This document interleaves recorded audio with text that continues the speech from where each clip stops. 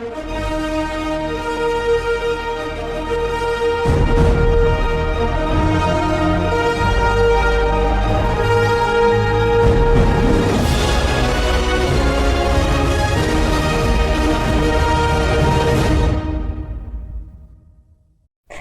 my beautiful stars. So today we are answering some questions that I've gotten. Anyways, the first question is, what vibe are you chasing when you first started the album? So, the original vibe... Ignore that was my little sister. So, the first vibe I was chasing when I started the album was this pure rage and just, I don't know how to explain it. The wrath of a madman from having all these type of relationship problems, anything in life's perspectives that to a normal person is a situation that they put in the past, but it's from the perspective of a person who's been broken so many times and hurt and everything, to the point where you're seeing it from a perspective of a madman at this point, because unlike a normal person, you see it from the perspective of a person who holds all this weight and all this anger, and basically it represents how they feel on things that are not such an issue, but how they can turn it into an issue from that. What track cut the deepest for you while writing it? There are a few, because most of this album has been written in, I want to say, almost 2022, maybe beginning of 2023. That was literally just as I was starting my YouTube channel. So,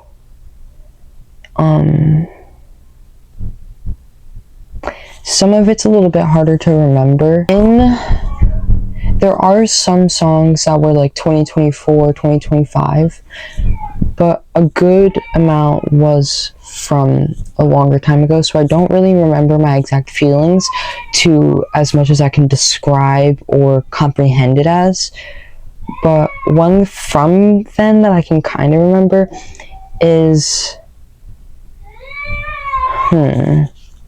My Ex-Friends was really hard for me to write emotionally, because this was like a very big situation for me, like physically and mentally. Like, it took a toll on me in both ways. Hold up, more crying. Ignore the crying. Okay, where was I? I think I was talking about how My Ex-Friends, that song really cut deep while writing it, because it was such a newer big emotion for me. Like, most of my friendships back then were more contained because I either just had a friendship or bad situation with people.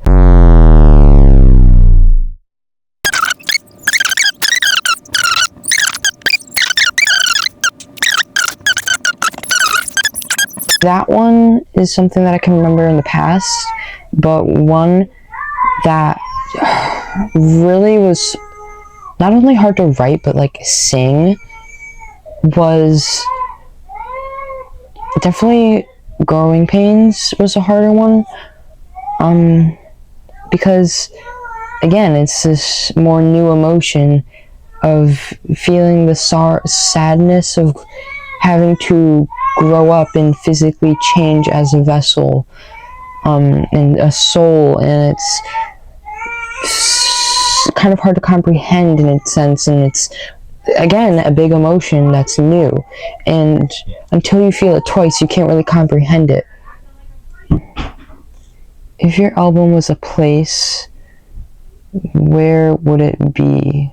I imagine this to be a graveyard in the middle of a forest with, in a sense, it represents the forgettingness of these people, because this graveyard is like so secluded from society.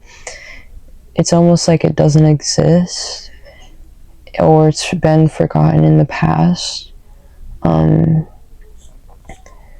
Again, I could also think of that as like an abandoned building, or city, or any like abandoned location that is far from like actual society. And I think that represents the album very nicely, because it was made to be able to forget these people and get this type of rage out in form of another person. I like to think that music that I like to do is inspired by me, but in the form of another person's vision on it. What was the hardest part to make feel right? Oof, okay, I believe I did talk about this one at one point, but one thing that was hard to make feel right is, obviously this is a different style than I've done in the past. I mean, if you really go back, all I've really done is, with The Night Sky, we had a lot of piano, and with Hollywood, we had a good amount of guitar. Something that was hard to make feel right was the style of the song, but the style of the album, but still making it feel emotionally connected to me. I mean, because in the past I've only done like slow, ballady, quiet, softer indie music, doing this more hardcore, hyper poppy, electronic sounding style was hard to make it feel like me, you know. And eventually I did get to a place with it. I think by having synth pads, so that it's not like a bright synth, it's not like out there, but to have something that's kind of dreamy but also kind of more futuristic was a nice touch for me. And I had to make the lyrics less revengey in a sense, which was kind of hard, but yeah, that's all I can really say there. Which song do you hope which song do you hope hits someone's soul the way it hit yours? Okay. I will always glaze this, but Say It First is definitely one of the ones that I feel like I want people, like, I necessarily don't want this to happen to people, but if it did, I want people to relate to it or hit someone in the sense as it did hit me emotionally. And I feel like in a way that was Say It First, because I worked on that one a lot, and specifically trying to make that emotion of having this fight with somebody and having this type of sadness and realization happen somewhere along the way. And I think that's truly represented as well as I could in the bridge. I mean, you know, that's all I can really say for that. You know, and hold on, let me get some more questions. Okay, in one sentence, what is the purpose of this? Or the core emotional thesis?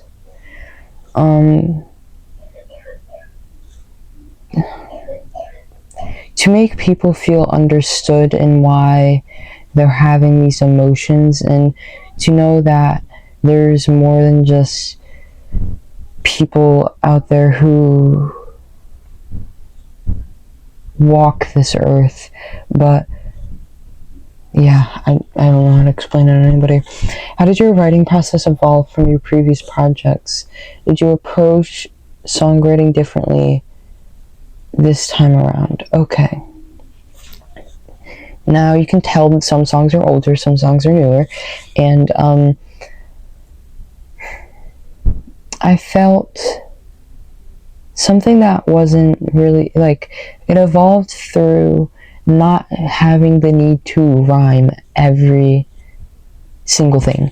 Like, to make it feel a little off-putting and not essentially perfect, you know, make it more truthful and honest.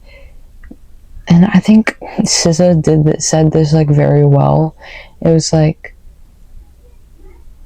when making music, the best thing you can do is be a little quirky and weird, because that's what people relate to, because so many songs are like filtered to make it feel almost not like a human emotion. And that's, SZA really inspired me. Like, I can kudos to her, because yeah. Was there any songs that went through major transformations, like complete rewrites, new production directions, or scrapped verses? Now, holy cow, there's I Loved You to the Moon and Back was one that went through so many different demos and vibes and lyrics and choruses and verses. And the original version is on paper, but then on the Google Doc it got changed because I didn't like how it sounded and how some of it didn't really make sense. But to have this sorry, to have this more relatable track and more honest, because it was one of those ones that felt too filtered to be in a song, you know. It felt a little too like unhuman, like so it definitely needed to be changed. What role did your personal life play while creating this record? How much of the real you is woven into the storytelling? So the role that my personal life played while creating this is just the feeling of needing to get this type of, not exactly revenge, but forgettingness in my mind. Like, I don't think forgettingness is a word, and I'm sorry I don't have any other like real words for that, but yeah, that's all I can really say there. I mean, and I think a good amount of the real me has been woven into the storytelling. I mean, there are songs where it's like, oh, that's complete storytelling, like that's not him. I would explain it like Ethel Cain's music, where it's this story of a different person, but it's based off of like real things that have happened to her.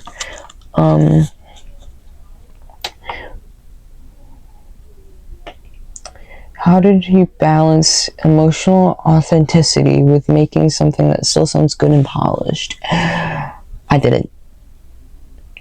The first few times around, I did not at all. And I've already said this a little bit, I've already gone into it a little bit, but it didn't feel emotionally correct and authentic enough at first.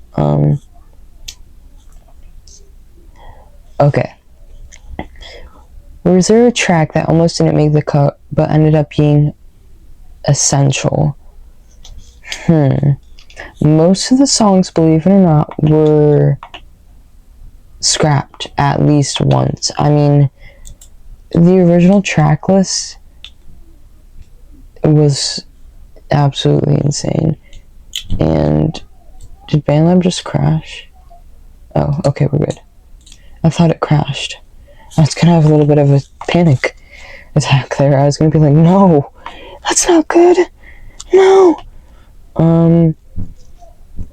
Where would it'd probably be in the music category now. Let's use our freaking mind here.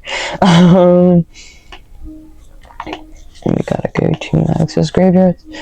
Ooh, I like that. I forgot I made it like this. I like the colors I did.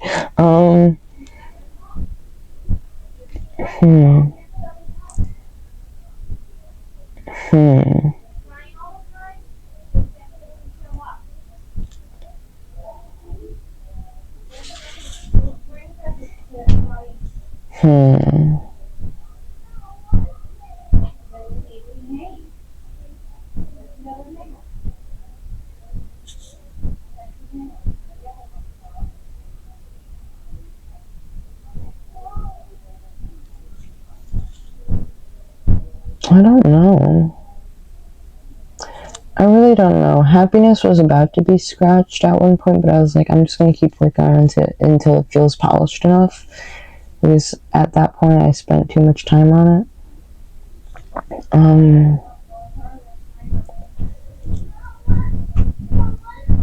getting them out.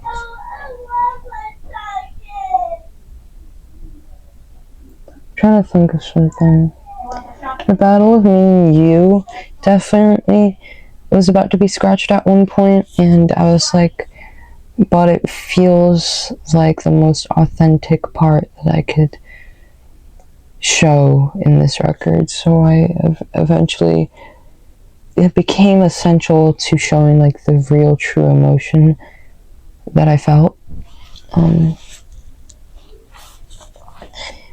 What themes do you hope listeners pick up on when they hear the album from start to finish?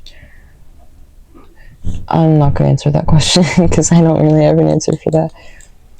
Did you experiment with any new instruments, tunings, or production tricks while working on this project? So believe it or not, I think by far this has been the most experimental thing and project I've done recently. I mean, I would say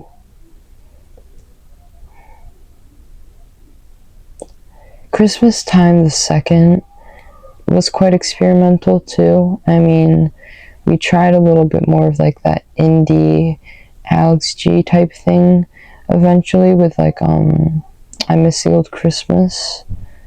But with this album, I feel like it's me trying to go into more,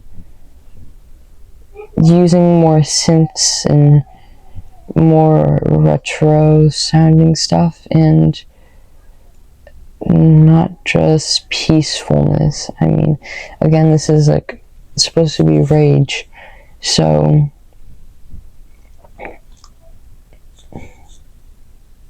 yeah.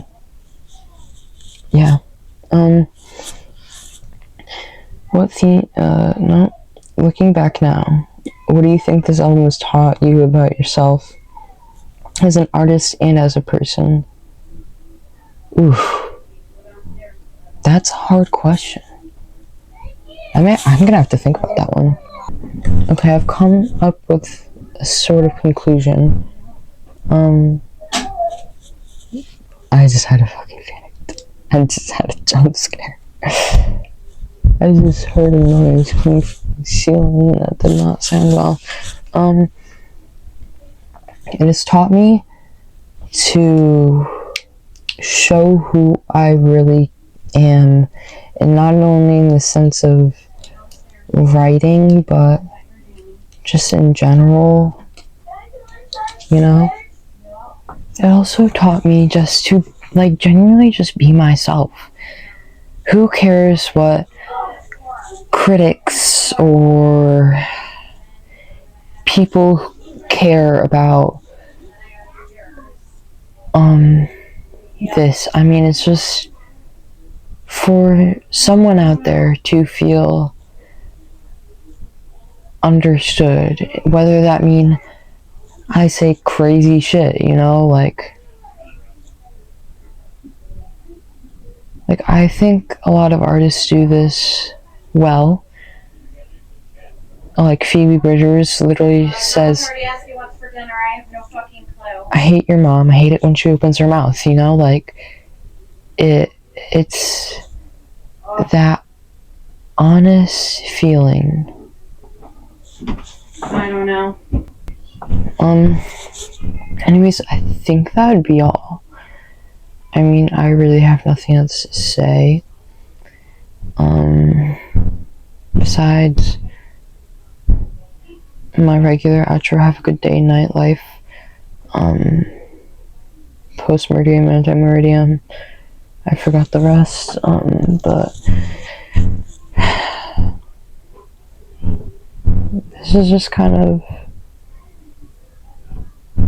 it, I guess. I mean, I really have nothing else to say.